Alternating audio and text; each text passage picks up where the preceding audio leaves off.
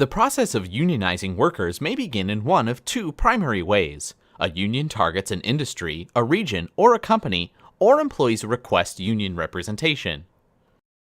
Like other entities seeking members, a union usually mounts a systematic campaign to persuade individuals to join.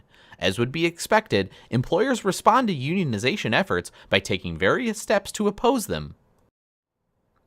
A union authorization card is signed by employees to designate a union as their collective bargaining agent.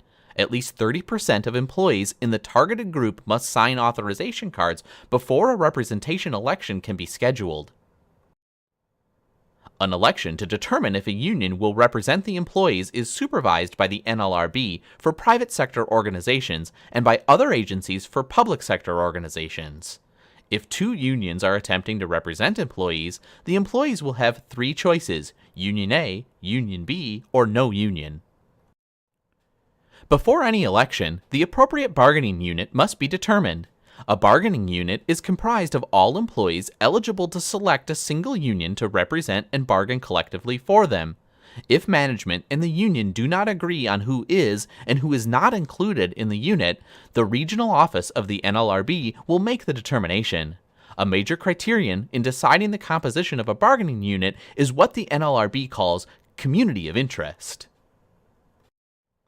Employees who constitute a bargaining unit will have mutual interests in the following: wages, hours, and working conditions, traditional industry groupings for bargaining purposes, physical location and amount of interaction and working relationships between employee groups, and supervision by similar levels of management.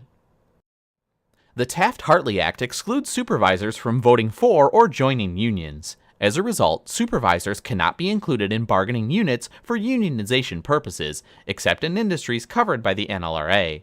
But who qualifies as a supervisor is not always clear. The NLRB expanded its definition to classify a supervisor as any individual with the authority to hire, transfer, discharge, discipline, and use independent judgment with employees. Numerous NLRB and court rulings have been issued regarding supervisory designation in various situations. A major case decided by the U.S. Supreme Court found that charge nurses with RN degrees were supervisors because they exercised independent judgment. This case and others have provided employers and unions with some guidance about who should be considered supervisors and thus excluded from bargaining units. Employers and unions engage in many activities before an election. Both the Wagner Act and the Taft-Hartley Act place restrictions on these activities. Once unionizing efforts begin, all activities must conform to the requirements established by applicable labor law. Both management and the union must adhere to these requirements, or the results of the effort can be appealed to the NLRB and overturned. Official certification of a union as a legal representative for designated private sector employers is given by the NLRB, and for public sector employees is given by an equivalent body.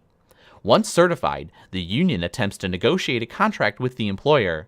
The employer must bargain. Refusing to bargain with a certified union constitutes an unfair labor practice. If members no longer wish to be represented by a union, they can use the election process to sever the relationship between themselves and the union. Similar to the unionization process, decertification is a process whereby a union is removed as a representative of a group of employees. Employees attempting to oust a union must obtain decertification authorization cards signed by at least 30% of employees in the bargaining unit before an election may be held. If a majority of those voting in the election vote to remove the union, the decertification effort succeeds. Employers can take numerous actions to prevent unionization. All managers and supervisors must adhere to NLRB and other requirements to avoid unfair labor practices.